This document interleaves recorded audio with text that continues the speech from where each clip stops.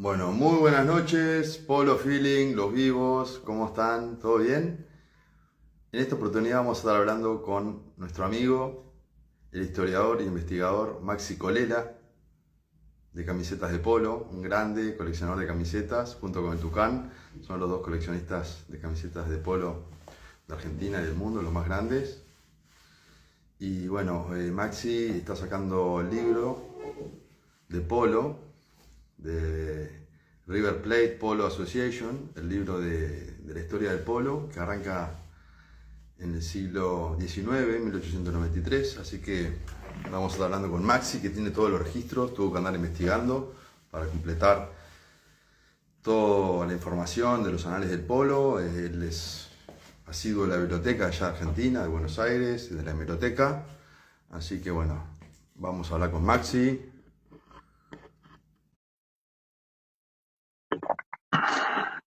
Aceptar. ¿Ahí Maxi?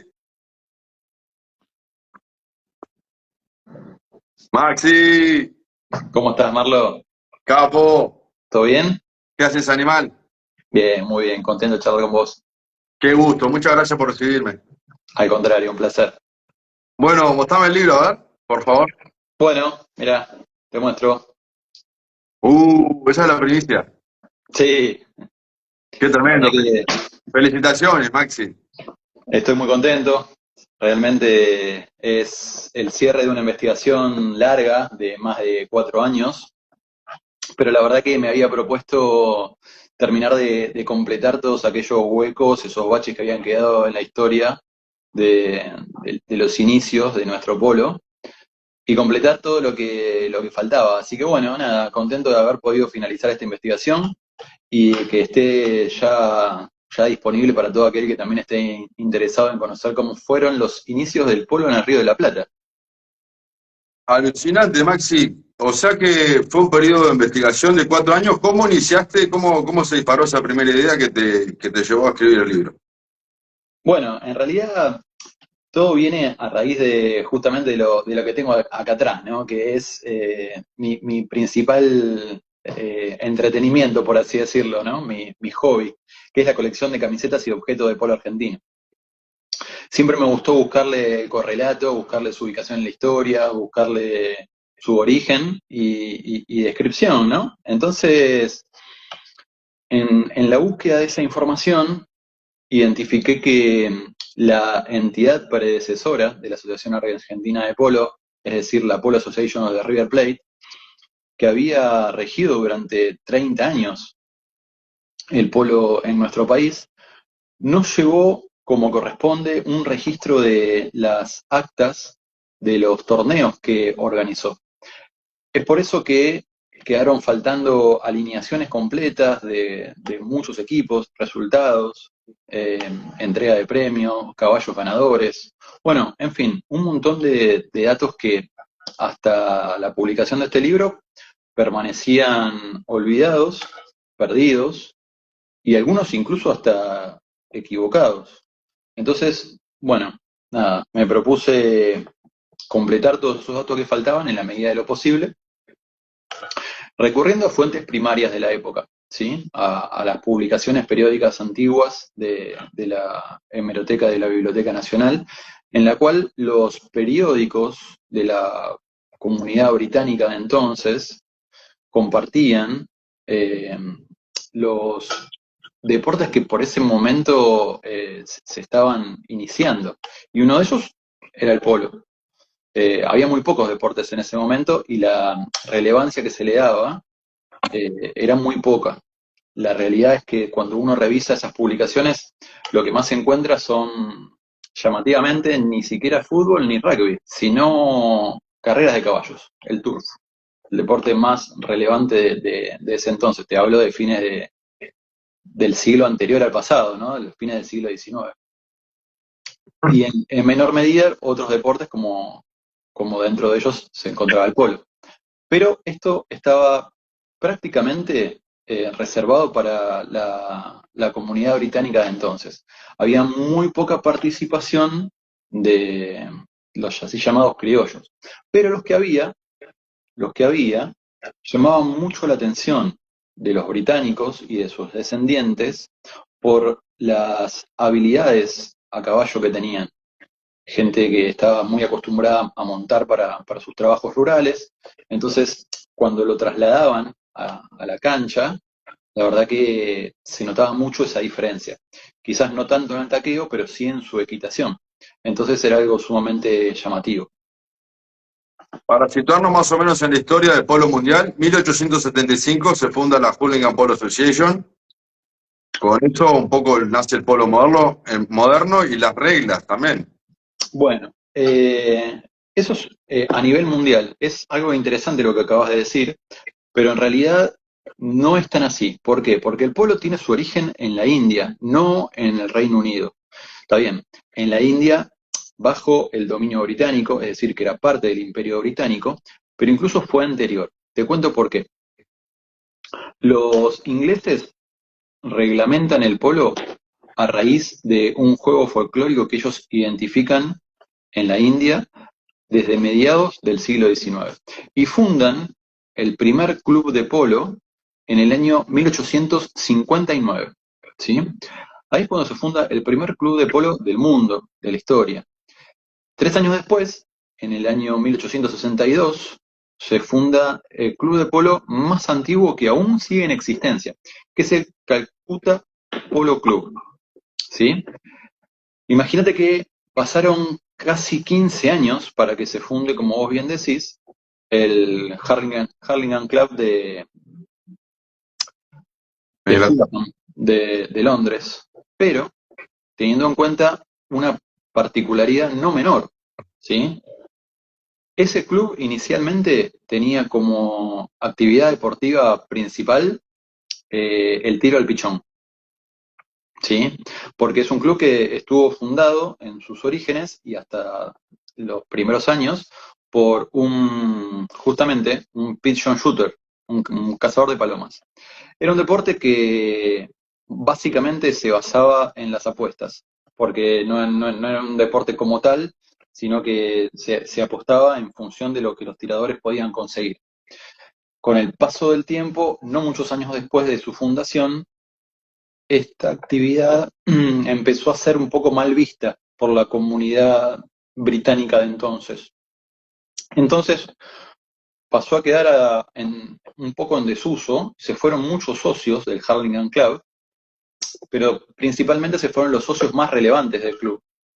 Entonces, ahí fue que se dio una súper feliz coincidencia en el Londres antiguo, y es que, por un lado, iba en declive todo lo que era el tiro al pichón, pero por otro lado, regresaban los regimientos que habían estado durante años acantonados en la India, regresaban a Inglaterra con todo el expertise, el conocimiento y sobre todo la equipación para poder jugar al polo. ¿Por qué digo sobre todo la equipación? Porque para ese entonces, y hasta incluso muchos años después, fue muy difícil para los jugadores, principalmente los jugadores, se trataba de oficiales de caballería, conseguir los elementos para poder jugar al polo. Me refiero a los tacos y a las bochas, principalmente. Mira, ayer estuve en el programa de Tucán y Achu. La verdad que fue fantástico, espectacular. Ellos son una onda tremenda. Y también estuvo invitado Jorge Molinari. Jorge Molinari, la verdad que contó un montón de anécdotas muy, muy enriquecedoras, y entre ellas cuenta que su tío, el padre de Celestino Garros, un jugador argentino de 9 goles, que fue varias veces campeón con Coronel Suárez y otros equipos, en una de las primeras prácticas en su club, solamente tenía una bocha, una única bocha, y incluso taqueando en la previa antes de arrancar el partido ya la habían taqueado tanto que lo último que era algo redondo. Así que imagínate. Pero bueno, eso fue muchísimos años después de lo que te estoy contando, pero quiero decir que esta escasez de materiales se trasladó también hasta Argentina, claramente, hasta Río de la Plata, quiero decir. ¿Por qué? Porque las primeras bochas y tacos eran 100% importadas, entonces eran escasas y caras, ambas cosas, por lo cual había que cuidarlos muchísimo. Así que bueno, se han sorteado a través de los años muchísimas dificultades, pero bueno, eso es lo que engrandece a nuestro deporte aún más, ¿no? Bueno, entonces Calcuta, Londres y Buenos Aires, en ese Sí, orden. meten así porque en realidad hay una escala antes en el tiempo que es cuando se fundan algunos clubes en Estados Unidos. Pero ¿qué pasa? Eh, Está identificado que el primer partido de polo documentado en la Argentina se celebra en el año 1875, ¿sí? Digo el primer partido de polo documentado porque hay evidencia escrita y verificable que hubo partidos antes, ¿sí? Por lo menos 3 años antes, en el año 1872, seguro hubo partidos de polo.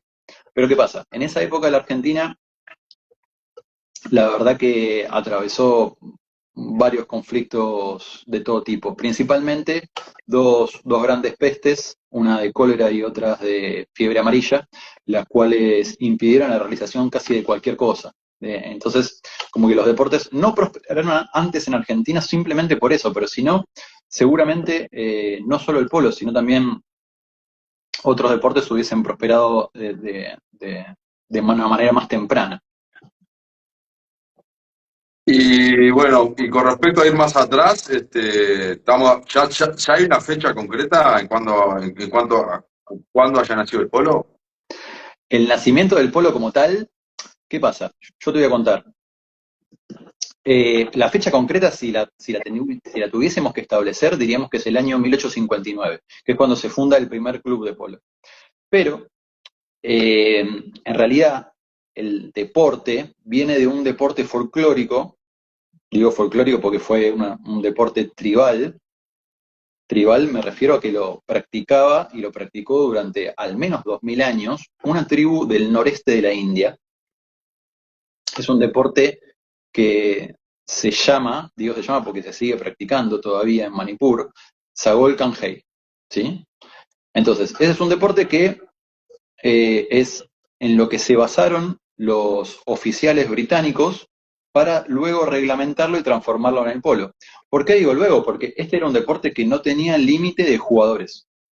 Mayormente se jugaba 7 por lado, pero no tenía límite de jugadores. Podían jugar 10, 12, 15, e incluso podían ser más de un lado que del otro. No tenían arcos, es decir, que los tantos se convertían cuando la bocha pasaba la línea de fondo del rival. Y la verdad que tenía también muy pocas reglas. Casi todo estaba permitido. Desde los cruces hasta enganchar el taco, hasta eventualmente agarrar la bocha con la mano y tirarla. No sé si alguna vez tuviste la oportunidad de ver algún video o un resumen de lo que es hoy por hoy el deporte que se juega en Gilgit, en Baltistán, cerca del Karakorum, en el norte de Pakistán, que ellos llaman freestyle polo. Si lo viste alguna vez, esto es muy similar al deporte que yo estoy relatando.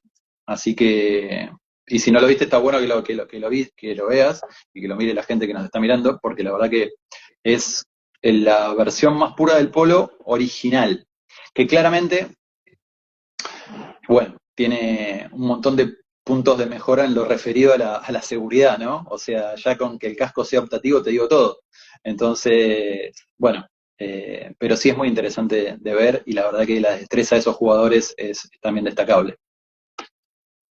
Y más para atrás, en la época antes de Cristo, nació en Sí. Rusia, Afganistán, es esta historia que se sabe.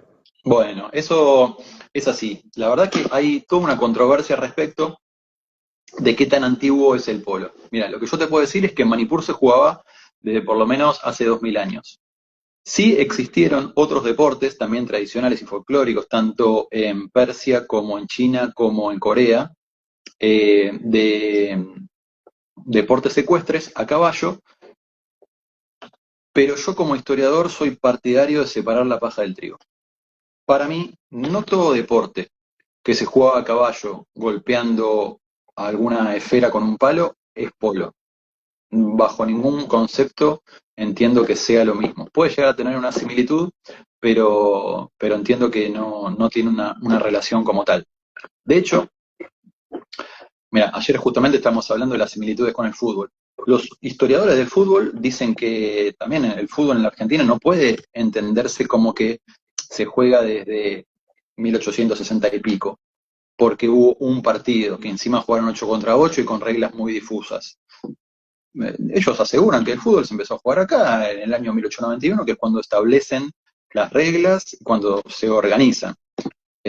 Antes de eso fueron, digamos, partidos tentativos, y lo mismo entiendo que ocurre con el polo. Lo que nosotros decíamos recién del año 1875, de los partidos jugados en Negrete, eran partidos sin un reglamento, porque era una tradición oral, las reglas del deporte, entonces no había muchas imprecisiones. Se jugaban de manera irregular, porque como no existía el hándicap para equipararse, jugaban quizás 5 de un lado y 3 del otro, eso era algo también habitual. Entonces no lo podemos considerar como polo organizado, sí, como algo parte de la prehistoria, ¿sí?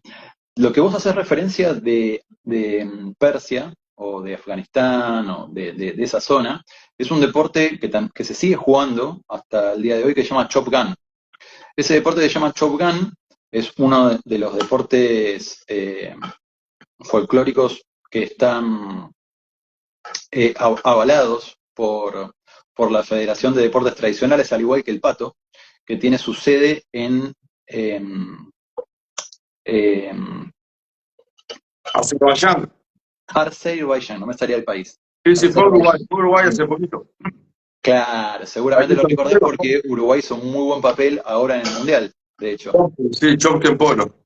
Sí, sí, hizo un muy buen papel Uruguay, la verdad que le ha ido muy bien, pero Azerbaiyán es prácticamente líder mundial en ese deporte.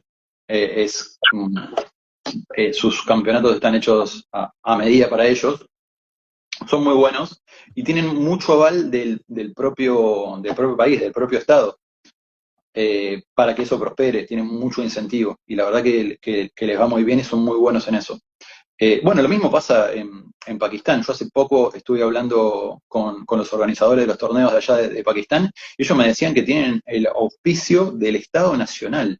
¿Sí? El Estado Nacional pone plata para organizar sus torneos. Son tan importantes allá, es el deporte más relevante de la zona y congrega a tanta gente que es la propia nación la cual aporta para la organización.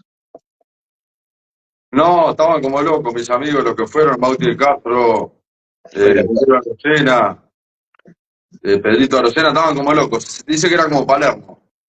2.000 Sí, sí, sí. 2.000 personas, 3.000 personas salvando la distancia, pero que era un evento social, recontra top. Sí, para ese país, para Azerbaiyán, el Chopgan es un deporte sumamente relevante, muy importante, y ya te digo, tiene una destreza increíble. Bueno, Maxi, y yo escuché que en la pelota, en tibetano se dice pulum. No sé si habías escuchado ese dato. Bueno, sí, en realidad, ¿qué pasa? Hay toda una controversia al respecto de dónde viene el nombre, ¿sí? Lo mismo que también hay algunos otros vocablos que derivan de esas lenguas, pero sí, básicamente la palabra polo nunca hizo referencia al juego, sino al objeto, es decir, a la pelota. Entonces, si bien no viene estrictamente del tibetano, pero sí es una derivación de esa lengua. En realidad hay todo un estudio. Estas preguntas me estás haciendo las tengo con datos muy empíricos para poder contestarte porque estoy realizando una investigación para mi segundo libro que va a salir el año que viene, que tiene que ver justamente con los orígenes ancestrales del polo. Que bueno, a propósito de lo que me estás diciendo, coincide muchísimo, ¿no? Así que sí, como vos bien decís, el nombre polo tiene que ver con el objeto y no con el juego. Buena, Maxi, te felicito con el nuevo libro, vamos arriba. Pará, esto de pulum, estamos hablando de... Yo escuché hasta 6.000 antes de Cristo, ¿puede ser? No, tanto no, a ver. 4.000. Se dicen muchas cosas, pero yo me baso solamente en los datos empíricos y en la evidencia verificable. Entonces, el Chopgun, que es anterior, sí, puede ser que sea 1000 o 1500 años antes de Cristo, pero no es un antecesor del polo. el único antecesor del polo es aquel deporte en el cual los ingleses se basaron para reglamentar. Y ese no es el Chop Gun, sino que es el Sagol Kanhei. Y el Sagol Kanhei se viene jugando ininterrumpidamente de manera documentada, es decir, en escritos, figura que se juega por lo menos desde hace 2000 años. Bien. O sea, 3.500 años estamos, por lo menos. Mira, eso yo no me aventuro a asegurarlo. Sí, 2000 años sí. Con toda seguridad te puedo decir 2000 años y te puedo dar las fuentes. Pero quien te diga un número mayor a ese, no estaría hablando de un antecesor del polo como tal. ¿Sí? Es decir, ¿qué pasa? Constantemente se están emitiendo documentos, papers, investigaciones eh, antropológicas, los cuales se buscan el origen de los deportes, y entre ellos el polo. Pero los investigadores hacen justamente esto mismo que yo te estoy diciendo. No cualquier deporte a caballo en el cual se golpee una pelota es un antecesor del polo. Despierta mucho interés cuando se consigue algo de información al respecto, pero de que un deporte sea parecido no quiere decir que sí sea el origen del mismo. ¿Está bien? Eso es muy importante. No significa que necesariamente sea el precursor. No, desde luego que no. Claro, Sí. fue evolucionando el tema lúdico andando a caballo, porque viene también de las tropas de la guerra que usaban los caballos para entrenar y para sacarte también las ganas, ¿no? Bueno, ¿No? totalmente, sí, totalmente. Mirá, ¿qué pasa? El polo es un deporte, y uno de los pocos deportes te diría, que fue inventado, si se quiere, entre comillas, o reglamentado, o convertido en deporte por los ejércitos. ¿Sí? ¿Por qué? Porque necesitabas mantener a la caballería en ejercicio y a los caballos en movimiento. Lógicamente algunos van a decir, che, pero la prueba completa de equitación también es un deporte que inventaron los militares. Sí, claro, por supuesto, pero también tiene un origen que guarda cierta similitud, ¿no? O mejor dicho, un objetivo que guarda cierta similitud, que es el entrenamiento de las tropas y de sus máquinas de guerra, que en ese momento eran sus caballos. Así que sí, por supuesto. Imagínate, situate hacia fines o mediados del siglo XIX, y la mejor manera de tener entrenado personal de caballería es justamente que estén arriba del caballo y haciendo destrezas lo máximo posible. Y si encima es algo entretenido y competitivo, más aún. Entonces, no hay algo superador con respecto al polo para ese fin. Claro, porque el polo junto con la equitación son los únicos dos deportes en el mundo que se hace junto con un animal, un binomio humano-animal, pero el polo, a diferencia de la equitación, como nombrabas ahí, es el equipo. No, hay muchos más deportes ecuestres, ¿eh? Hay un montón, hay un montón. Son los más conocidos, posiblemente, pero no te olvides del pato. Bueno, Pato y el es nuestro pato, deporte pero el pato nacional. deriva del polo, es como que pienso en pato, pienso en polo, Sí, polo. sí. Pero después tenés unos cuantos deportes ecuestres que no son tan masivos ni tan conocidos. Son deportes tradicionales que generalmente son de Asia Central, eh, que algunos tienen un nombre bastante complicado de decir, pero, pero quizás lo habrás visto, que incluso tenés la arquería a caballo que se hace en buena parte del Tarquistán y de Mongolia. Después tenés otros deportes similares al pato que se juegan con otros, con animales, con piezas de animales, y tantos otros deportes que también se realizan a caballo. Que claramente no son ni tan masivos ni tan conocidos como lo que estamos diciendo, pero sí existen varios y que tienen un origen muy parecido también, ¿sí? O por ejemplo, o por lo menos no un origen, pero sino una finalidad original similar. Maxi, otro dato que se había escapado, que surge ahí a la luz con tu investigación, fue la mejor best playing pony de caballo, que es la primera premiación al caballo de polo. Bueno, claro. ¿Qué pasa? El premio más antiguo del mundo que se le entrega a un caballo es el Lady Susan Townley, que es el premio que se le da al mejor caballo del abierto argentino. Esto comenzó a otorgarse durante el tiempo en que el abierto argentino era organizado por la Polo Association of the River Plate. Pero lo que yo identifiqué fueron 4 eh, caballos ganadores de este premio que no figuraban hasta este momento en ningún listado. Es decir, que 4 años que hoy figuraban en blanco. A través de esta investigación podemos conocer quiénes fueron esos caballos ganadores y sus propietarios, claramente. O sea que hiciste una gran labor, estás continuando el trabajo de Lafayette. Bueno, claro, a ver, palabras mayores. En Argentina somos muy agradecidos a principalmente 2 grandes historiadores del polo, que uno lo acaba de nombrar, que es Horacio Lafalle, que falleció hace poco y hizo un muy buen trabajo. Quizás no tanto de polo argentino, pero sí de polo mundial, ¿no? De su evolución, el polo en Gran Bretaña, el polo en Estados Unidos. Y anteriormente, también una persona que hizo mucho por la historia de nuestro deporte, que es Francisco Ceballos, que escribió el primer libro de historia de polo argentino, que lo escribió durante la década del 40 y se publicó 20 años después, que es el libro Polo en la Argentina. Y tenemos la enciclopedia de polo también, ¿no? Sí, la enciclopedia de polo no es un libro de historia de polo como tal, sino que es digamos, un compendio de artículos, si se quiere, bastante escuetos, en los cuales uno rápidamente puede identificar un club o un nombre de una persona y tener una pequeña biografía a la mano como si fuese un diccionario. La verdad que es un material de consulta que está muy bueno. Siempre pienso que me gustaría que fuese más grande, ¿viste? Yo creo que la enciclopedia del polo ameritaría, no sé, muchos volúmenes.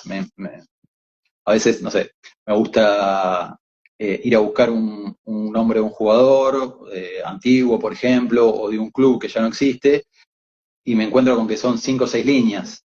Y está buenísimo que esté, pero digo, qué bueno sería si alguien hiciese una enciclopedia desarrollando la historia de cada uno de esos jugadores, de cada uno de esos torneos, de cada uno de esos clubes, que claramente es parte de la historia del polo mundial, eh, estaría buenísimo. Pero bueno, la verdad que lo que hizo Lafalle con esta enciclopedia es algo buenísimo y sumamente útil. Antes de eso, vos sabés que lo que él hizo fue un diccionario, que se lo publica su hermano. Ese diccionario, de hecho, es uno de los libros de polo más cotizados, que salió antes de la enciclopedia, y como tuvo mucho éxito el diccionario, después hizo la enciclopedia. Digo que es muy cotizado porque creo que imprimió algo así como 100 copias, una cosa así. Hay uno que es con tapa verde, que es ese que yo te digo, y hay uno posterior que es con tapa bordó. Bueno, vos sabés que yo soy coleccionista de objetos de polo, y entre los objetos que colecciono son también los libros originales de nuestro deporte, y hay muy pocos que sean así tan relevantes. Pero por eso es que conozco este dato justamente que estoy contando. Tengo la remera para darte todavía, que la tengo allá en la fama, la de Uruguay, que no te la puedo dar. Qué bueno. Te la voy a llevar ahora. Ahora voy para allá dentro de poco. Bueno, muchas gracias, muchas gracias. Siempre bienvenida. La verdad que la colección siempre la trato de ir ampliando un poco. Todavía tengo camisetas que todavía ni siquiera pude sacarle fotos y compartir. No las tengo todavía catalogadas. Pero bueno, es algo que me encanta y me gusta buscarle también el contexto. Hay muchas que parece mentira, pero tengo varias que son casi idénticas. Las de la Natividad tengo un montón, como esta que tengo acá atrás. Pero ¿qué pasa? Durante 3, 4, 5 años fueron casi iguales de la Natividad, con muy pequeños detalles en los sponsors. Con la Dolfina pasó lo mismo durante muchos años. De hecho, hay 2 años que usaron exactamente la misma camiseta, mismo diseño, mismo sponsor. Eh, entonces, capaz que publicarlas es algo repetitivo. Eh, pero me gusta encontrarle las diferencias también. Hace poco justo hice una publicación hablando de las diferencias de unas camisetas y sé que es algo como decíamos en el programa ayer. Esto le interesa a muy poca gente, pero bueno, a la que le interesa, bienvenido sea, porque son curiosidades lindas para saber. No, olvidate, es un mundo fascinante. Y bueno, siempre está a la vuelta de la esquina de descubrir una Centauros ahí abandonada, ¿no? Bueno, esa es una publicación hermosa, la verdad que inicialmente era una publicación muy parecida a la revista del caballo y no hablaba únicamente de polo, ¿eh? Esa hablaba de un montón de deportes ecuestres, como ser el pato, como ser la equitación, eh, y después que se dejó de emitir esa revista, después eso la Asociación Argentina lo adopta como revista propia para comunicar justamente todos los torneos. Y la verdad que es un material de consulta bárbaro la revista Centauro. Pero bueno, también es un material escaso, ¿sí? Sobre todo las publicaciones antiguas. Así que bueno, siempre que se consigue una, es bienvenido porque encontrás alguna cosita que quizás que estaba perdida o que no se conocía o ves algo con mayor precisión. Y la verdad que está muy bueno. ¿De cuándo fue la primera Centauro? La primera Centauro es no me acuerdo si del 52 o del 55, pero la década del 50 seguro. Una cosa Perfecto. así. Sí. Bueno, Max, entonces vamos a seguir hablando un poquito del libro. ¿Cuándo Sí. pasa a llamarse la Asociación Argentina de Polo de Red Polo Association? ¿Cómo? Perdón, no te escuché. ¿Cuándo pasa a llamarse la Asociación Argentina de Polo, la Asociación Argentina de Polo? Bueno, esa transición empieza a ocurrir, te diría, a partir de 1921. Te cuento por qué. 21. Sí, empieza a ocurrir, porque es todo un proceso, ¿sí? Y no te quiero simplificar la respuesta. Desde el año 1892, en que se funda la Polo Association of the River Plate, con el paso de los años, ¿sí? Ya cuando comienza el siglo XX, y empiezan a participar más en nuestro deporte los jugadores criollos, por así decir, de los argentinos, empiezan a reclamar más representatividad, empiezan a reclamar algunas cosas que, la verdad que con muy buen criterio, se necesitaban de hacía un tiempo. Como por ejemplo, algo tan básico como que el reglamento se publique en español, que nunca ocurrió durante esos primeros 30 años. Siempre el reglamento se publicó en inglés. En fin, no solo eso, sino que el nombre de la entidad rectora estaba en inglés, y siendo que estaba en Argentina, ellos también pedían que tuviese un nombre en castellano. Es algo completamente lógico. Y aparte, algo muy, pero muy importante, es que ya se veía viendo que había mucho talento de jugadores y de buenos caballos aquí en Argentina, y se venía demostrando con las giras a otros países debido al éxito que tenían, ¿no? Entonces, cuando viajaban equipos argentinos a jugar afuera, principalmente Inglaterra, daban muy buen espectáculo y muchas veces ganaban gustando, ¿no? Jugando un polo bárbaro. Entonces, querían que la Polo Association representase, auspiciara, organizara, se pusiese un poco al hombro el tema de las giras. Y la verdad que la Polo Association eso nunca lo hizo. Se limitaba básicamente a organizar el abierto argentino y no mucho más que eso, ¿sí? Entonces, bueno, ¿por qué te digo el año 1921? Porque en el año 1921 se crea otra entidad que es la Federación Argentina de Polo, ¿sí? Hay un jugador militar, por entonces coronel, que es Isaac de Oliveira César, que fue uno de los primeros jefes de la Escuela de Caballería del Ejército Argentino, quien dirige esta federación, Federación Argentina de Polo. La verdad que auspician una gira a Gran Bretaña y van muchos de los mejores jugadores de la época. Y la verdad que esa gira es sumamente exitosa, ganan un montón de partidos, juegan muy bien, eh, venden por muy buenos precios varios de los mejores caballos, y eso le da una muy buena posición para que la federación se ponga a negociar con la Polo Association y digan, bueno, ¿qué es lo que vamos a hacer en adelante para seguir mejorando nuestro polo nacional?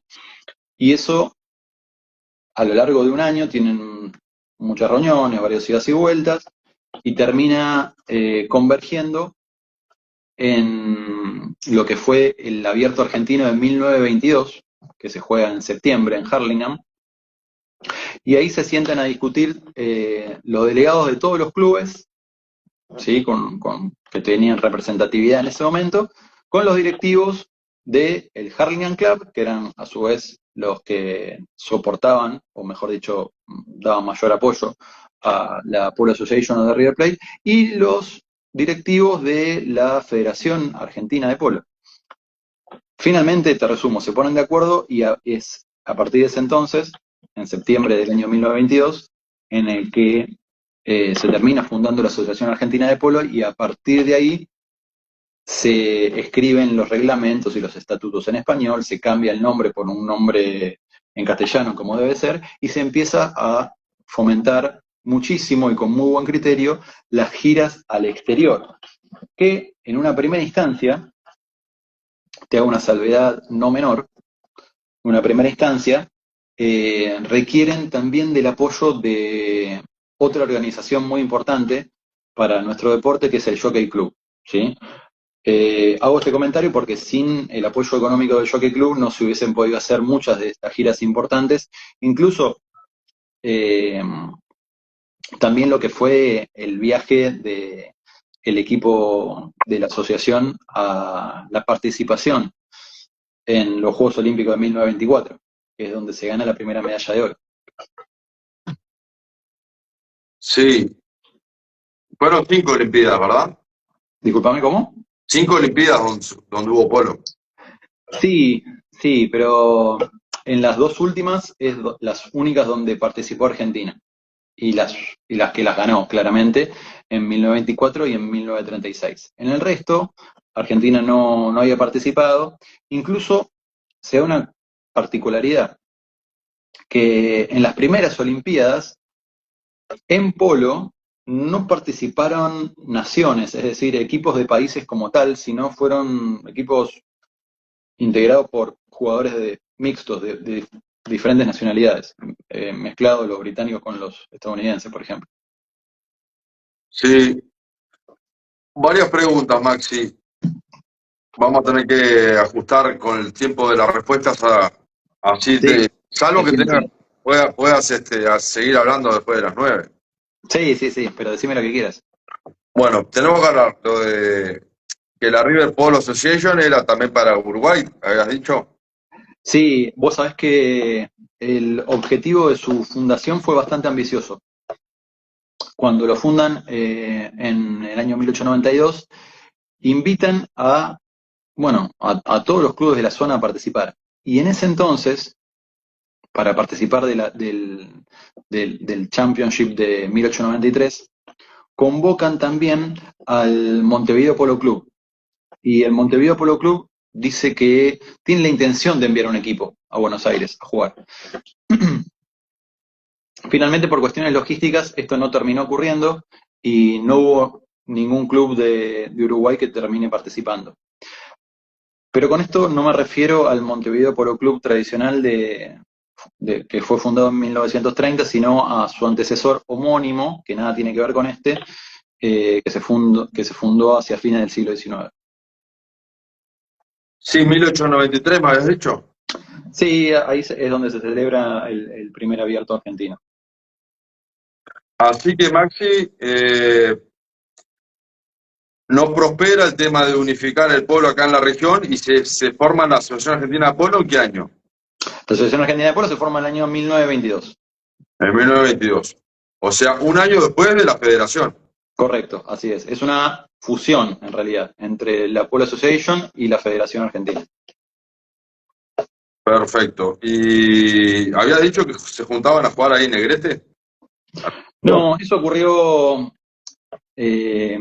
como relevancia una vez en el año 1875, pero bueno, era una estancia de cría de ovejas, Negrete, pero como estaba administrada por británicos, se estilaba que en diferentes visitas importantes, bueno, se celebrasen allí partido de polo, pero no fue un lugar donde se jugase polo de manera oficial habitualmente, ni mucho menos.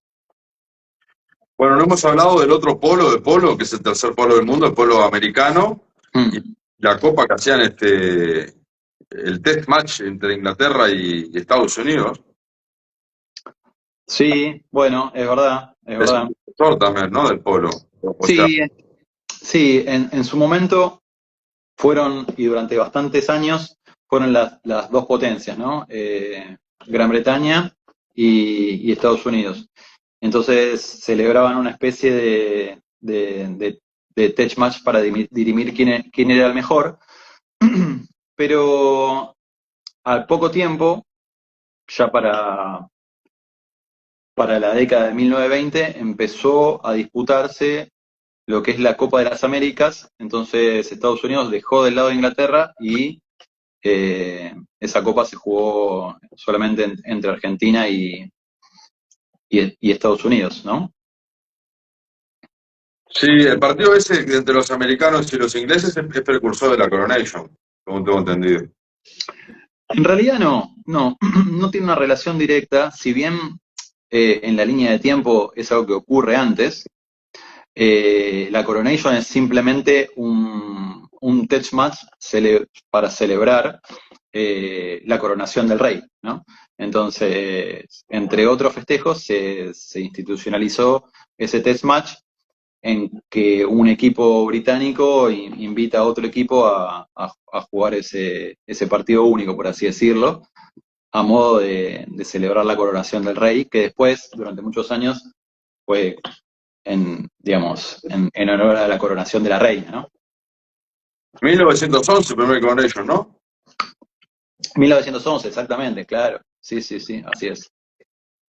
Perfecto, Maxi. Entonces, ¿Qué hora la juegan ustedes? ¿Eh? Ahora la juegan ustedes. Nosotros vamos por nuestra segunda Coronation 4 años más tarde. Vamos por la revancha con Pelón. Me parece que en esta oportunidad Uruguay presenta uno de los mejores equipos para ese test match, sin duda. Yo pienso que sí, que nos la traemos esta vez. Sí, esta vez sí, me parece que no hay manera que se escape. Gracias, Maxi. Bueno, toda la suerte de la selección uruguaya, por favor. Sí, seguro. Igual no le hace falta suerte, tienen talento de sobra, así que estoy seguro que anulo mufa y sé que esta vez se van a quedar con el trofeo.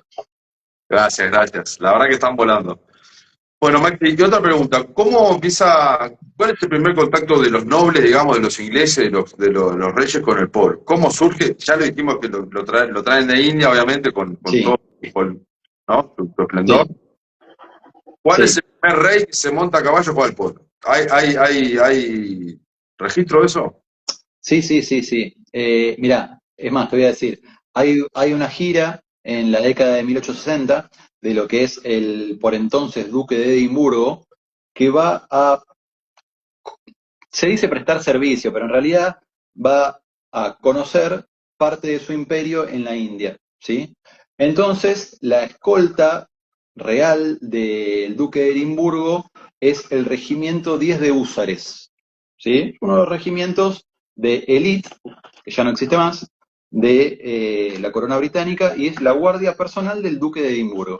El duque de Edimburgo es el heredero al trono, que quiere decir que quien es duque de Edimburgo, en el caso de que fallezca quien es rey, va a ser el próximo rey de Inglaterra, como era hasta hace poco el príncipe y ahora es el rey, Carlos, ¿no? Bueno, quien era duque de Edimburgo en ese momento va a la India, escoltado por este regimiento, y este regimiento, el 10 de húsares, mirá lo que son las casualidades históricas. Bueno, en realidad las casualidades no existen, ¿no? Todo pasa por algo. Este regimiento fue el primero que jugó al polo en Gran Bretaña, ¿sí? Entonces, cuando ellos se van destinados a la India, hacen la inversa. Ellos ya sabían jugar al polo, ya habían jugado al polo en Gran Bretaña, pero cuando se van a la India tienen mucho más tiempo libre, entre comillas, y tienen acceso a muy buenos caballos específicamente de polo, que en las islas británicas escaseaban, pero abundaban en la India, y también a suministros para poder jugar, ¿sí? Entonces, ahí es cuando, en ese momento, el príncipe de Gales empieza a conocer este deporte, y después cuando se convierte en rey, bueno, es uno de los principales sponsors del deporte. Fantástico, Maxi. Muy bueno. Bueno, entonces, ¿qué más abunda el libro? Bueno, el libro cuenta justamente lo que son los primeros 30 años del polo organizado en la Argentina. Durante esos primeros 30 años se celebraron 33 campeonatos, 33 torneos, 33 abiertos, en los cuales hubo 61 jugadores campeones, y acá tenés la particularidad. De esos 61 jugadores campeones, solamente 11 no fueron británicos, y de esos 11, 9 y solamente 9 fueron rioplatenses. Tremendos datos para los criollos. Sí, total. ¿Y qué nombre del primer criollo tenemos ahí en las nóminas de polo? Bueno, hay un jugador que es muy icónico para Argentina, pero también es muy icónico para Uruguay, que lo habrás oído nombrar, pero si no te comento que es Julio Negrón. No sé si Julio Negrón te suena, Sí, pero sí, leí de Tucán. Están las anécdotas de Tucán. sí, claro, bueno. Mira, en el libro justamente, que es muy bueno, el del Tucán y de Gustavo, de ambos, que cuentan las anécdotas, ahí cuentan un poquito de lo que es la reseña de la vida de Julio Negrón, que había sido el primer capitán criollo de lo que fue el CURC, el antecesor de Peñarol, ¿sí? Julio fue un sportman de la época. No solo jugó al fútbol, sino que jugó al rugby, fue referee y posteriormente, hasta ya siendo veterano, jugó al polo, mayormente en el Hurlingham Club, representando a los colores de Hurlingham. Y con mucho éxito y al polo digamos, del más alto nivel, ¿no? Así que sí, ese claramente fue uno de los personajes criollos más representativos, pero también hubo un equipo que dejó marcado su huella en la historia argentina, por su manera de jugar, ¿sí? Ese equipo se llamaba Las Petacas. Las Petacas se llamaba toma el nombre de la estancia en la cual tenían sede, y estaba capitaneado el equipo por un irlandés, que era el patrón de la estancia, que se llamaba Kinchand, Frank Kinchand. Era un hombre alto, corpulento y con un taqueo muy fuerte, pero la particularidad era que jugaba con 3 peones de la estancia. Los 3 peones eran argentinos, que montaban muy bien, montaban en recado, y que hacía una marca a hombre terrible. Entonces les sacaban la marca a Kinchand, y bueno, y el irlandés llegaba solo contra el arco y convertía siempre. Entonces eso fue el primer equipo, incluso campeón, con 3 jugadores nativos en cancha. Pero tal era la manera de jugar que tenían, tal era su destreza, tal era su habilidad, que la gente concurría solamente para verlos jugar, ¿viste? Para ver jugar a los nativos. Y digo nativos porque los llamaban así. eh, lo- a- Querían justamente verlos jugar a los peones. Así que bueno, esos fueron los más representativos. Y después ocurre algo muy parecido en el año 1901, en el equipo de San Carlos, que pasa lo mismo también. Que juegan con dos peones, que juegan muy bien. Era un poco brusco su juego, pero juegan muy bien. ¿Las petacas qué año? Bueno, las petacas arrancan desde el comienzo, empiezan a jugar desde que se funda la Polo Association, pero, pero durante los primeros años son grandes protagonistas, ¿sí? Mira, te cuento una cosa. Desde 1893 hasta casi el año 1900 son grandes protagonistas, pero ¿qué pasa?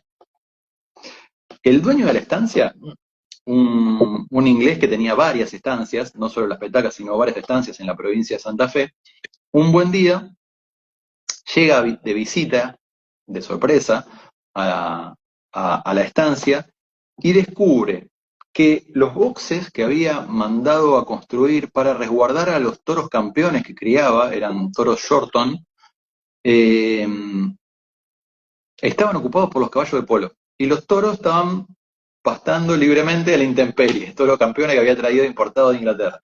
Así que bueno, ahí es donde se acaba el equipo de polo, los echan a todos y bueno, y adiós las petacas, ¿no? eso cuentan las memorias del hijo de este dueño de estancia, ¿no? Muchos años después. Pero bueno, quedó como dato anecdótico. Los jugadores, de todas maneras, aunque el equipo se disolvió, siguieron jugando y disputando el abierto argentino, pero en otros teams.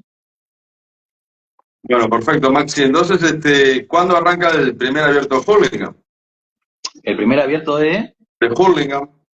bueno, el primer abierto de Hurlingham, como tal, arranca en el año 1929. El abierto de Hurlingham como tal. ¿Por qué arranca en 1929? Porque en Hurlingham se jugó desde el año 1891 al polo. El primer torneo auspiciado por la Polo Association lo hacen en 1892 y el primer abierto argentino lo hacen en 1893. Pero en 1928 se inaugura lo que es el campo argentino de polo. Y el abierto argentino de 1929 es el primero en el cual se juega en Palermo. Entonces, ese mismo año, 1929, que el abierto argentino deja de jugarse en Hurlingham y pasa a jugarse a Palermo, es que el Hurlingham Club establece su abierto del club. Es decir, que el primer abierto de Hurlingham se juega en 1829. El primer abierto en 1929. Sí. Perfecto. ¿Y cómo se llama? ¿Cuándo nace la primer triple corona? O sea, Tortugas tiene 87, 88 años, ¿no? Bueno, sí, sí, sí. Ya Pero no hay historia ahí, pero digo, hablando de datos, lo que pasa es que la primer triple corona no tiene origen bajo esa denominación, en realidad, ¿sí?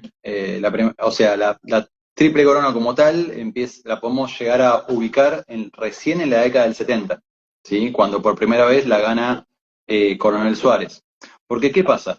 Hasta entonces había 4 torneos, ¿sí? Que eran los de mayor relevancia, que era el abierto de Harlingen, que ya mencionamos, el abierto de Palermo, que es el abierto argentino, por supuesto, y después existía el abierto de Tortugas y el abierto de los Indios, ¿sí? Que son 2 clubes muy importantes para la historia del pueblo argentino que organizaban sendos abiertos que eran, digamos, preliminares a lo que después sería el abierto argentino.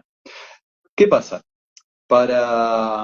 Promediando la década del 70, los 2 equipos que eran protagonistas en ese entonces, que era Coronel Suárez y Santana, tenían entre sus filas a los presidentes, por un lado, de Tortugas, en el caso de Santana, y por otro lado de los Indios, en el caso de Coronel Suárez, que eran los Segui, ¿sí?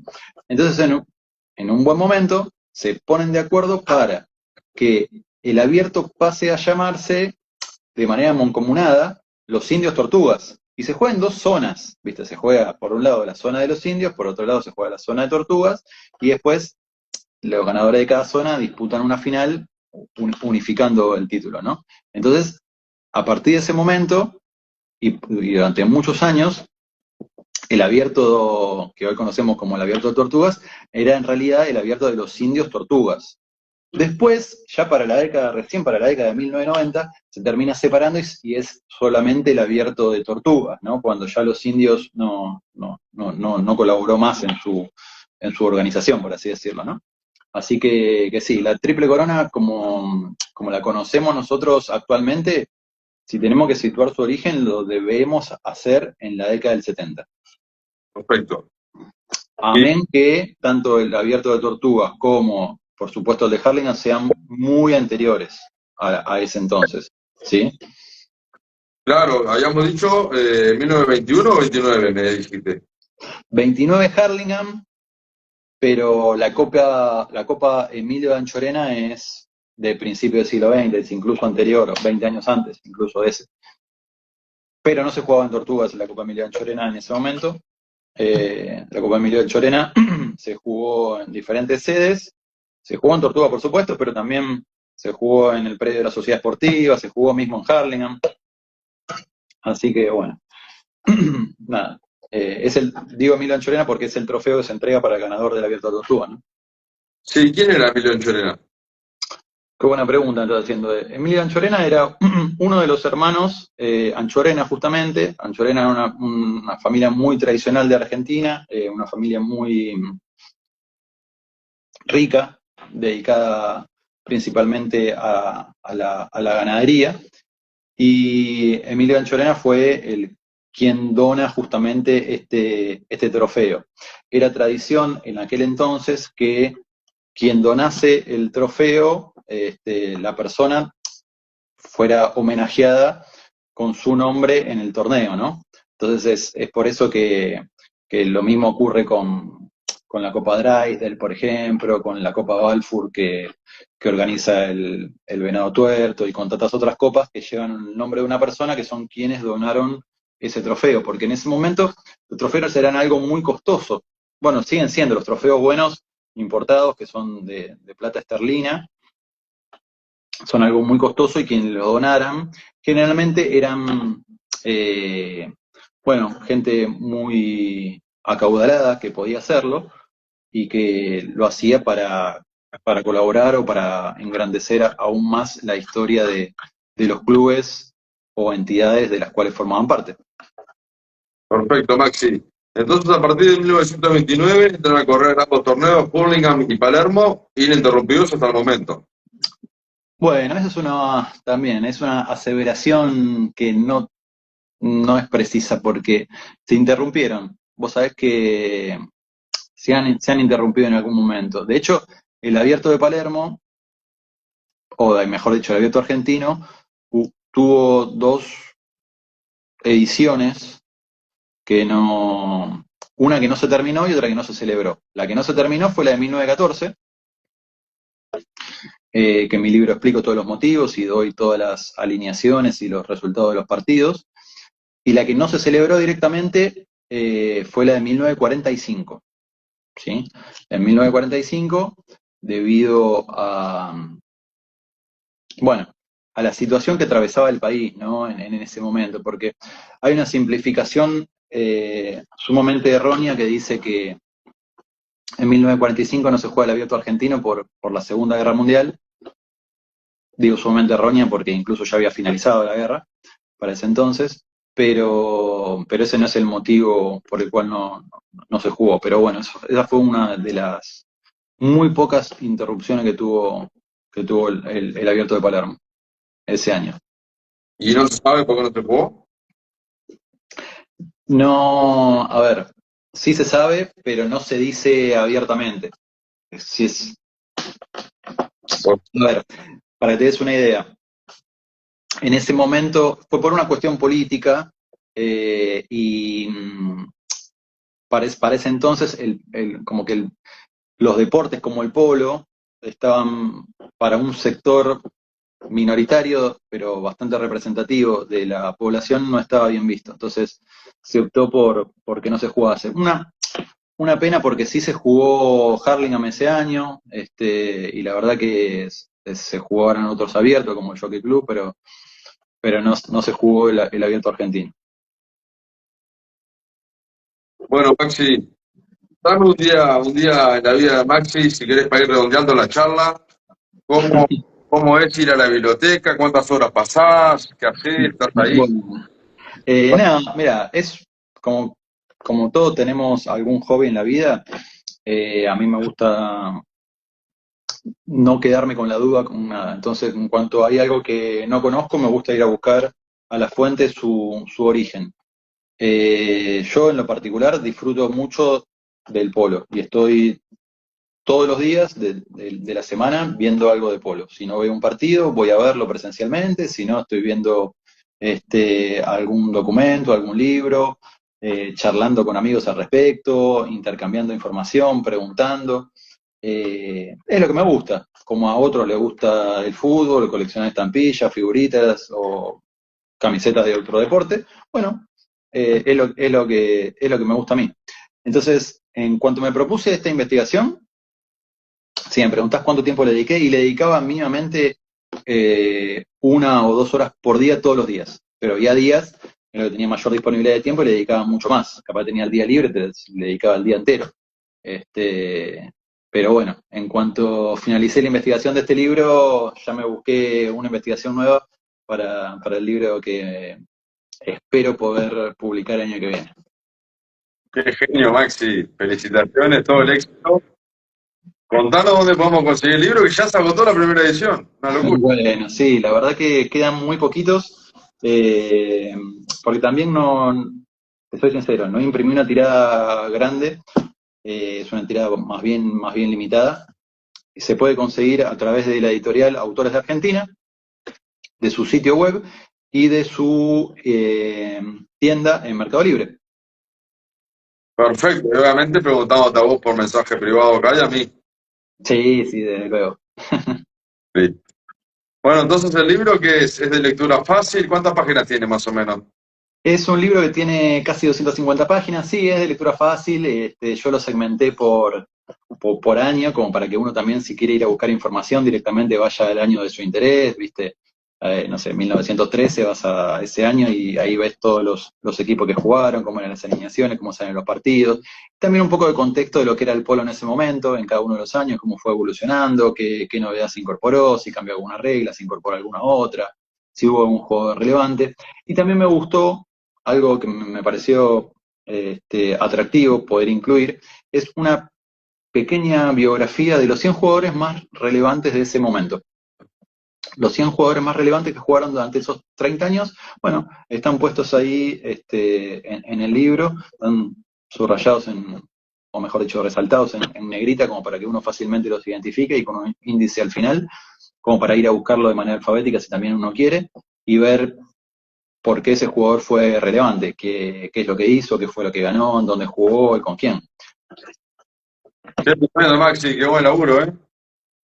La verdad que lo disfruté muchísimo y lo que más quiero es bueno, que llegue a las manos de la gente que también le interese y que pueda seguir enriqueciendo nuestra maravillosa historia. La verdad que muchísimas gracias, Maxi, por todo el conocimiento volcado y seguí así. Así que bueno, acá estamos construyendo el día a día del polo.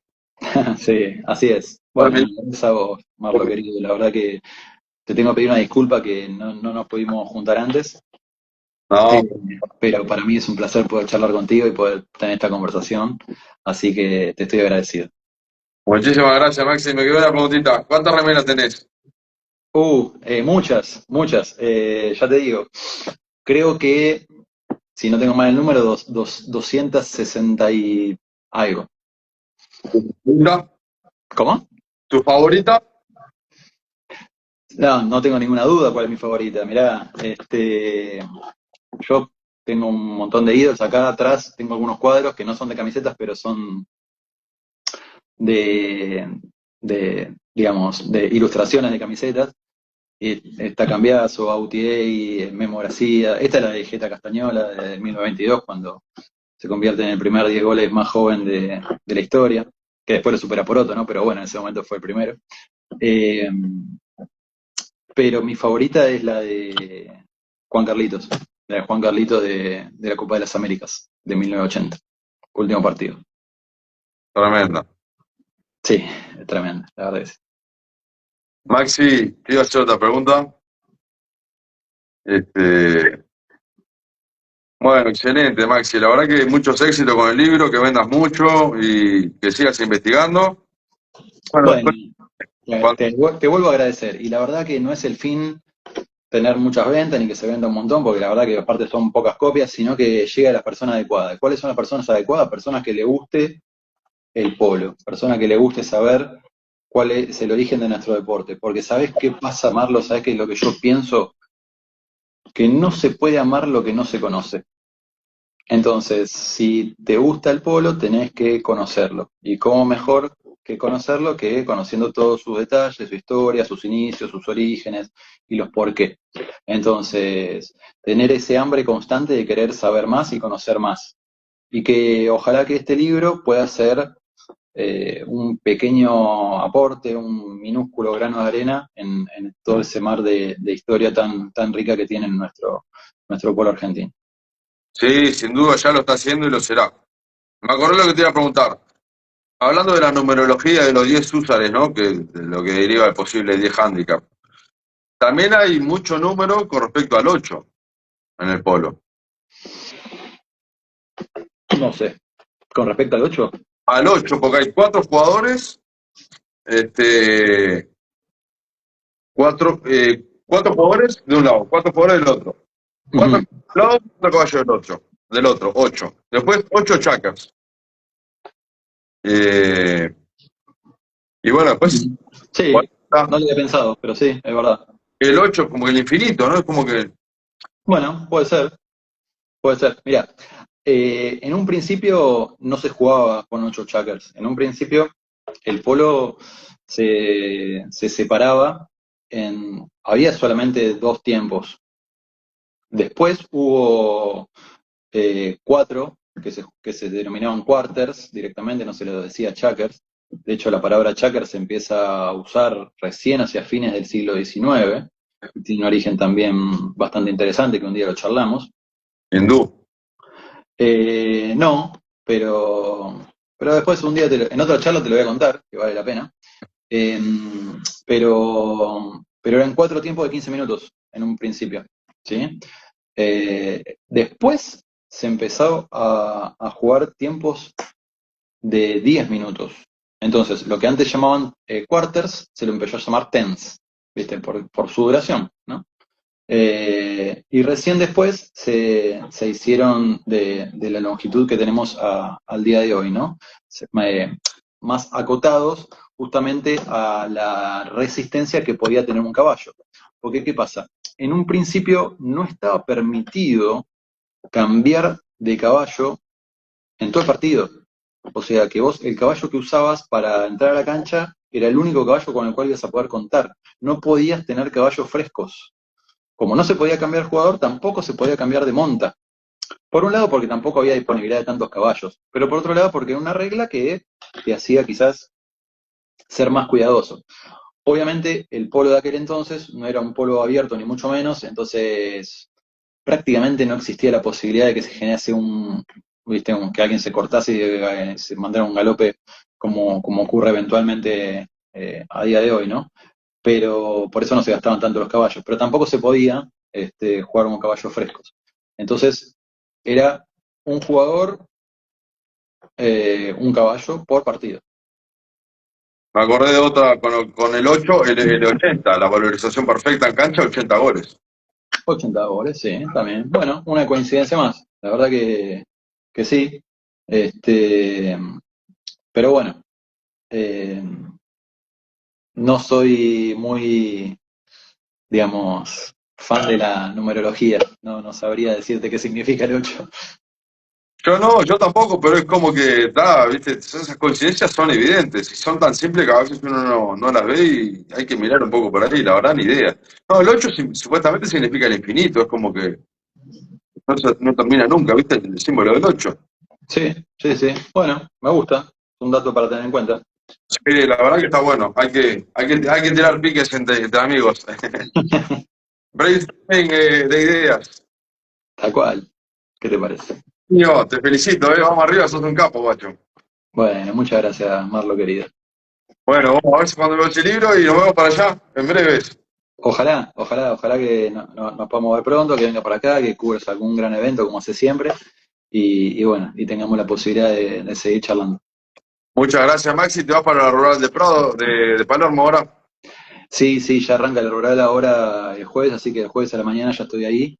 Así que, bueno, vamos a ver qué nos depara este año. Siempre es un placer ir, así que este no va a ser la excepción. Parece que se viene bastante frío, lluvia, va a estar medio heavy, pero bueno, a lo que nos gusta, estamos ahí, llueve o truena. Así que bueno, es lo de menos. Bueno, así que el libro sale la segunda edición y bárbaro. Sí, bárbaro, la verdad que por ahora estoy súper feliz. A quienes les interese, apúrense a comprarlo porque ya les digo que quedan muy poquititos. Y bueno, yo sigo trabajando también en otros proyectos, así que prontamente también se lo voy a estar contando. Mostrarlo un poquito, Maxi, antes de terminar y ojealo ahí, pasar en las páginas ahí. Bueno, acá está ¿Qué el edita, libro, Gabriel? está la parte de atrás.